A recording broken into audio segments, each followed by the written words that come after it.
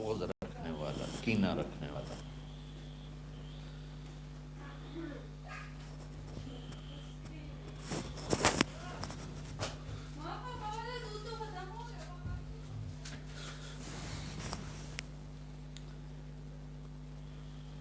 تو اس رات کو اللہ تعالیٰ نے مبارک بنایا، اور حدیث پاک میں آتا ہے کہ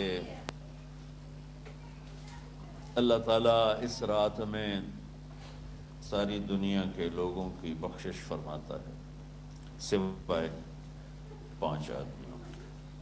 5 کے سوا سب اہل ایمان کی بخشش ہو جاتی ہے۔ مشرک، المشرک، پہلا مشرک، دوسرا مشاحن، مشاحن کیسے کہتے ہیں؟ دل میں بغض رکھنے والا، کینہ رکھنے والا۔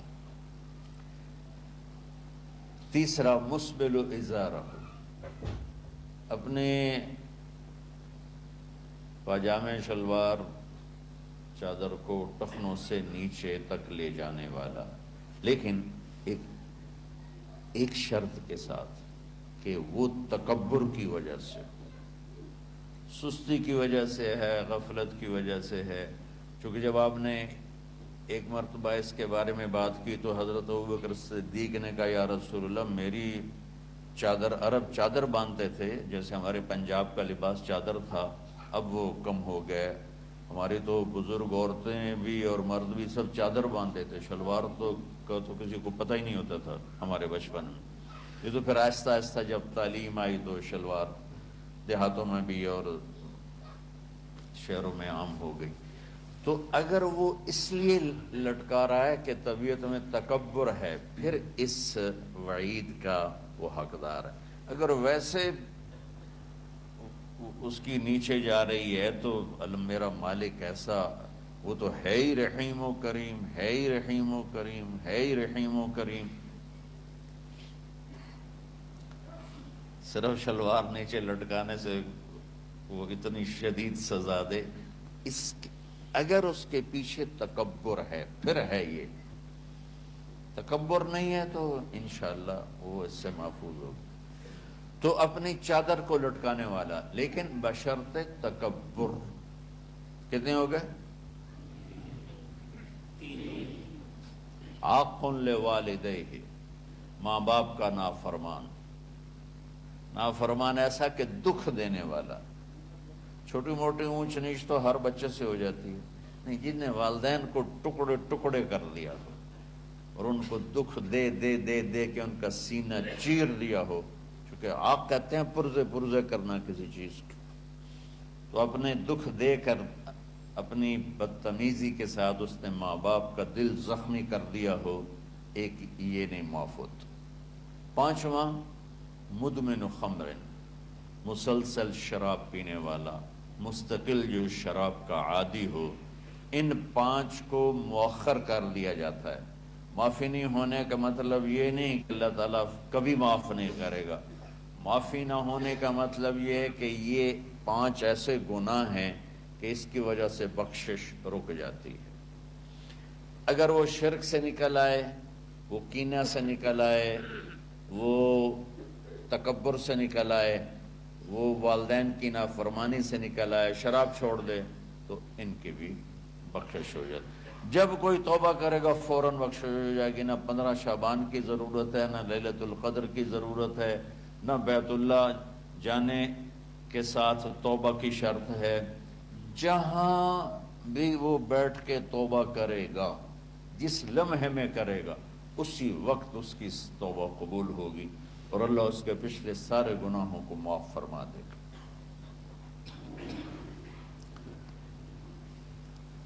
دن کا روزہ، رات کا قیام، زیادہ زیادہ قیام سے مراد نوافل ہیں، کوئی گھر میں پڑھ لے، کوئی مسجد میں پڑھ لے۔ نوافل، نفلی عبادات گھر میں ہی افضل ہوتی ہیں۔ میرے نبی سنتیں ہمیشہ گھر سے پڑھ کے آتے تھے۔ تہجد اپنے گھر میں پڑھتے تھے، مسجد میں نہیں پڑھتے تھے، سوائے اعتکاف کے۔ آپ اپنے نوافل، سنتیں سب گھر میں پڑھتے تھے اور مسجد میں صرف فرض آ کے ادا فرماتے تھے۔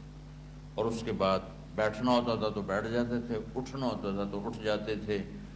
تو اعتدال اللہ کو ہر چیز میں پسند ہے۔ دنیا جو مختصر ہے اس میں کیسے پسند نہیں ہوگا؟ آخرت جیسے معاملے میں بھی اللہ ہم سے کہہ رہا ہے اعتدال، امتن وسطا۔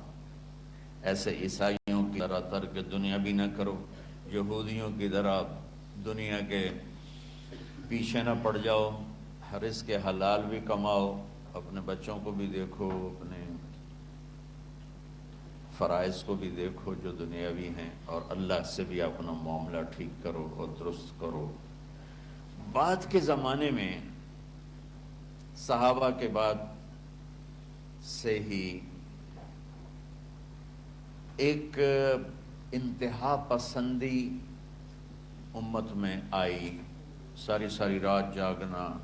فلاں بزرگ تھے، وہ رسے سے اپنے بالوں کو باندھ لیتے تھے کہ نماز پڑھتے پڑھتے جب نیند آئے اور جھٹکا لگے تو رسے سے بندھے ہوئے بالوں سے اس جھٹکے سے تکلیف ہو اور ان کی آنکھ کھل جائے اور پھر نفلوں میں شروع ہو جائے۔ ایک فلاں بزرگ تھے، وہ اپنے آنکھوں میں نمک کا سرما لگاتے تھے تاکہ آنکھیں جل جائیں، اس میں وہ جلن پیدا ہو جائے اور نیند اڑ جائے۔ یہ ایسے واقعات بھرے پڑے ہیں۔ فلاں بزرگ تھے، انہوں نے 30 سال عشاء کے وضو سے فجر کی نماز ادا کی۔ یہ اپنی جگہ پہ بزرگی ہے، لیکن یہ بھائیو یہ دین ہم پیش نہیں کر سکتے۔ فلاں بزرگ تھے، وہ 30 سال سے ستو کھا رہے تھے کہ روٹی کھانے اور ستو کھانے میں 70 دفعہ سبحان اللہ کا فرق پڑ جاتا ہے، تو روٹی کھائیں تو 70 دفعہ سبحان اللہ کم کہہ سکتے ہیں، اور ستو کھائیں تو 70 دفعہ سبحان اللہ زیادہ کہہ سکتے ہیں۔ تو لہٰذا ان کا مجھے تو 30 سال ہو گئے، میں تو ستو کھا رہا ہوں، میں تو روٹی نہیں کھا رہا۔ یہ دین نہیں ہے، یعنی یہ وہ دین نہیں جو ہم انسانیت کو پیش کر سکتے۔ یہ تو لوگوں کو دوڑانے والی بات ہے۔ اور ایک آدمی ایک بزرگ سے ملنے گیا تو وہ نوافل پڑھ رہے تھے، وہ ظہر سے عصر تک نفل پڑھتے رہے، وہ ان کے انتظار میں بیٹھا رہا۔ پھر عصر سے مغرب تک وہ مراقبہ کرتے رہے، وہ انتظار میں بیٹھا رہا۔ پھر مغرب سے عشاء تک وہ نفل پڑھتے رہے، وہ بیچارہ انتظار کرتا رہا۔ پھر عشاء کے بعد پھر نفل شروع کیے تو تہجد تک نفل پڑھتے گئے اور وہ بیچارہ پیچھے بیٹھا ہوا۔ تو تہجد کے آخر میں ان کی مصلی پہ بیٹھے بیٹھے ایسے اونگ آ گئی، تو یوں جھٹکا لگا تو کہا یا اللہ میں اس آنکھ سے پناہ مانگتا ہوں جو سونے سے اس کا دل ہی نہیں بھرتا۔ اور پھر اس کے بعد فجر کی نماز پڑھ کے اشراق تک بیٹھے رہے، پھر اشراق پڑھے، اخیر وہ بیچارہ اٹھی کے واپس آ گیا۔ کیا لگتا ہے نام تھا ویلی کوئی نہیں۔ تو وہ اس نے کسی سے پوچھا کہ یہ بزرگ کب سے یہ کر رہے ہیں؟ کہ پچھلے 30 سال سے کر رہے ہیں۔ یہ رہبانیت کی شکل ہے، یہ وہ دین نہیں جو ہم لوگوں کو پیش کریں گے تو وہ کہیں گے واہ واہ واہ واہ کیا دین ہے بھائی، قبول کرو۔ یہ ایک قسم کا غلو آیا۔ میں ایک حدیث سناتا ہوں، بخاری شریف میں بھی ہے، مجھے اب ہر شے بھول گئی، لیکن وہ ہے نہی الغلو، اس طرح کر کے آپ لوگ زیادہ جانتے ہوں گے جو پڑھ رہے ہیں، کہ غلو سے نہیں۔ حدیث آپ کو سب کو یاد ہوگی کہ 3 صحابہ آئے اللہ کے نبی کے گھر اور پوچھا کہ اللہ کے نبی رات کیسے گزارتے ہیں؟ تو گھر والوں نے کہا سوتے بھی ہیں، جاگتے بھی ہیں، کھاتے بھی ہیں۔ تو وہ تینوں آپس میں کہنے لگے وہ تو نبی ہیں، سوئیں بھی تو کوئی بات نہیں، اور شادی ہے کوئی بات نہیں، ہم تو نبی نہیں، ہمیں تو کچھ کرنا چاہیے۔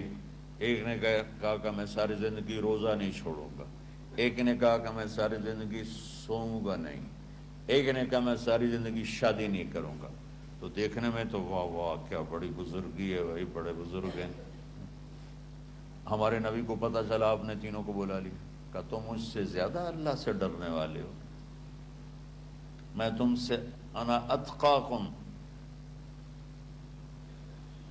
یا اخشاکم الفاظ آپ لوگ کو زیادہ یاد ہوں گے لیکن مفہوم میں صحیح پیش کر رہا ہوں. آپ نے کہا میں تم سے زیادہ اللہ کو جانتا ہوں، تم سے زیادہ اللہ سے ڈرتا ہوں، میں سوتا بھی ہوں، میں کھاتا بھی ہوں، میں روزے بھی رکھتا ہوں، میں چھوڑ بھی دیتا ہوں، میری بیویاں بھی ہیں، میں اپنی بیویوں کے پاس بھی جاتا ہوں. تم دین میں غلو سے بچو، پہلے امتوں کو ہلاک کر دیا دین میں غلو. دنیا میں غلو یعنی انتہا پسندی، ایکسٹریمسٹ ہونا. دنیا ہو یا دین ہو، دونوں میں اعتدال بچو، اللہ تعالیٰ کو پسند ہے. تو شعبان کے حوالے سے ایک علماء کا طبقہ اتنا رد میں گیا کہ ایسی نفی کر دی کہ جیسے ہے ہی کچھ نہیں، یہ بھی غلط ہے. ایک طبقہ وہ ہے جو پتہ نہیں کیا کچھ کرتا ہے شب برات کے نام پر، وہ بھی غلط. ساری حدیثوں کو ملا کر روزہ اور رات کا قیام، کہ رات کو اٹھ کے کچھ اللہ کو یاد کر لو.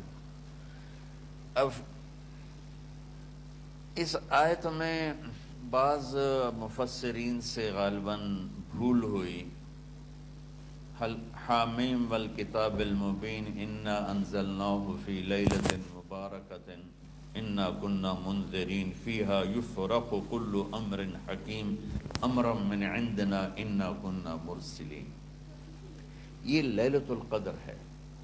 انا انزلناہ فی لیلۃ مبارکۃ، یہاں دوسرا لیلہ مبارک رات میں ہم نے قرآن کو اتارا. دوسری آیت کو جوڑو، انا انزلناہ فی لیلۃ القدر، ہم نے قرآن کو لیلۃ القدر میں اتارا.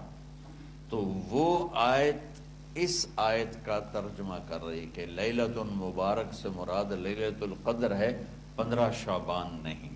لیکن بعض مفسرین جو بڑے لوگ ہیں، لہذا ہم سب کا ادب احترام کرتے ہیں، لیکن رائے کا اختلاف وہیں بڑے علماء میں ہی ہے، تو اسی کو میں آپ کے سامنے نقل کر رہا ہوں، کوئی اپنی رائے نہیں دے رہا ہوں. تو ان سے یہ صاف ہو گیا کہ انہوں نے اس کو 15 شعبان بنا دیا. یہ 15 شعبان کی رات نہیں ہے، یہ لیلۃ القدر ہے کہ جس میں وہ پورے سال کے احکام اعلان کر دیے جاتے ہیں. وہ شب قدر ہے، اس میں بھی معافی ہوتی ہے، اس میں بھی معافی ہوتی ہے. لیکن شب قدر تو قرآن سے صحیح احادیث سے ثابت ہے، اور شعبان کی رات ضعیف حدیثوں سے ثابت ہے، لیکن کثرت حسن لغیرہ ہی اور امت کا عمل اس میں بہت بڑی گنجائش پیدا کرتا ہے. تو جو بچہ روزہ رکھنا چاہے ضرور رکھے، جو رات کو اٹھنا چاہے ضرور اٹھے، لیکن وہ اتنا نہ اٹھے کہ صبح سبق میں سویا پڑا ہو. تو ایسی عبادت نہیں چاہیے کہ آپ اپنے طلب علم جو فرض ہے اس میں آپ سوئے پڑے ہوں تو تمہارے خراٹوں سے سبق بھی متاثر ہو رہا ہو. تو اعتدال بچوں، ہر چیز میں اعتدال. اور کسی سے گلہ ہے، غصہ ہے، ناراضگی ہے، کسی سے بولتے نہیں ہو. ابھی سے شعبان آ چکا ہے، آپ شعبان سے رمضان کی تیاری شروع فرما دیتے تھے. تو اس کی تیاری کیا ہے؟ دلوں کو صاف کرو، معاف کرو، معافی مانگو. تمہارا قصور نہیں پھر بھی معافی مانگ لو، دلوں کو صاف کرو. اور اللہ سے سخاوت مانگو کہ اللہ کو سخی بھی پسند ہے اور صاف دل والا بھی پسند ہے. تو انشاءاللہ اگر اس طرح آپ کی تعلیمی سرگرمیاں بھی رہیں اور رمضان کا روزہ بھی ہوا اور دل صاف بھی ہوا، تو انشاءاللہ اللہ آپ کے دل کو ایمان اور علم کے نور سے بھر دے گا. سارے بچے اس کی نیت کرتے ہو نا؟ اللہم لک الحمد کما انت اہلہ فصلی علی محمد کما انت اہلہ. ہمارے اسباب و وسائل میں بہت کمی آ رہی میرے مولا، اپنی قدرت سے اپنے اس ملک کے لیے رزق کا، ہدایت کا دروازہ کشادہ فرما. یا اللہ جو اس کی دشمنی کرنے والے ہیں ان کو بھی ہدایت نصیب فرما، اور ان کے مقدر میں ہدایت نہیں تو ان کے شر سے اس کی حفاظت فرما. جتنے مدارس ہیں، جتنی خانقاہیں ہیں، جتنے تبلیغی مراکز ہیں، جتنے حفظ کے مکاتب ہیں، ان سب کی حفاظت فرما. علماء اہل حق کی حفاظت فرما، علماء اہل حق کی حفاظت فرما، یا اللہ صالحین کی حفاظت فرما، یا اللہ احفظنا من بین ایدینا ومن خلفنا وعن ایماننا وعن شمائلنا ومن فوقنا ونعوذ بعظمتك من ان نغتال من تحتنا، اللهم انا نعوذ بك من الاغتيال، اللهم انا نعوذ بك من ان نغتال من تحتنا، اللهم احفظنا من كل بلاء، اللهم احفظنا من كل شر ومن كل بلاء وعافنا من كل شر ومن كل بلاء، یا اللہ تو پوری امت پہ کرم فرما، رحم فرما، یا اللہ پوری امت کا کہ خون کی، عزت کی، جان کی، مال کی، بچوں کی، بچیوں کی عزتوں کی حفاظت فرما، پوری دنیا کے کفر کو ہدایت دے دے، پوری دنیا کے غیر مسلموں کو ایمان دے دے، امریکہ والوں کو ہدایت دے دے، افریقہ والوں کو ہدایت دے دے، یورپ والوں کو ہدایت دے دے، ایشیا والوں کو ہدایت دے دے، آسٹریلیا والوں کو ہدایت دے دے، جو تجھے نہیں پہچانتے انہیں اپنی پہچان کرا دے، ہمیں تو ذریعہ بنا لے ان تک اپنا پیغام پہنچانے کا اور تیرا تعارف کروانے کا، تو ہماری زندگی اس کے لیے قبول فرما لے، ان بچوں کو قبول فرما لے، انہیں ہدایت کے چراغ بنا، ہدایت کے سورج بنا، ان کو، ان کے والدین کو دنیا اور آخرت کی ہر خیر نصیب فرما، ان پڑھانے والوں کو، اس میں کام کرنے والوں کو، دنیا اور تمام شاخوں میں پڑھنے والے، پڑھانے والے، خدمت کرنے والے، کام کرنے والے، ان کے بچوں کی حفاظت فرما، ان کی دنیا بھی بھلی فرما، ان کی آخرت بھی بھلی فرما، اور یا اللہ امت کے جوڑنے کا کہ مدرسۃ الحسین حسنین کو ذریعہ بنا دے، امت کو جوڑنے کا مدرسۃ الحسنین کو ذریعہ بنا دے، یا اللہ جو ایمان پہ تیری بارگاہ میں پہنچ گئے ان کے درجے بلند فرما، ان کی قبریں روشن فرما، ہم جو پیچھے آ رہے ہیں میں عافیت والی، صحت والی، سہولت والی زندگی دے اور ایمان والی موت عطا فرما، یا اللہ امراض والی موت سے بچا، ہسپتالوں والی موت سے بچا، اغتیال والی موت سے بچا، عافیت سلامتی والی ایمان کے ساتھ اپنی رضا کے ساتھ ہماری واپسی یا اللہ مقدر فرما، یا اللہ جو بیمار ہیں، جو بچے بیمار ہیں، جو اساتذہ بیمار ہیں، یا اللہ میں بھی تیرا حقیر فقیر بندہ بیماری میں چل رہا ہوں، ہم سب کو صحت شفا کامل نصیب فرما، صحت شفا کامل نصیب فرما، یا اللہ صحت شفا کامل نصیب فرما، یہ جو نکاح ہوا ہے ان میں بھی یا اللہ جان بین میں برکت نصیب فرما اور محبت نصیب فرما، یا اللہ ہم سب سے راضی ہو جا، توفنا مسلمین والحقنا بالصالحین غیر خزایا ولا مفتونین انک علی کل شیء قدیر، ربنا آتنا فی الدنیا حسنہ وفی الآخرۃ حسنہ وقنا عذاب النار، وصلی اللہ تعالی النبی الکریم، آمین برحمتک یا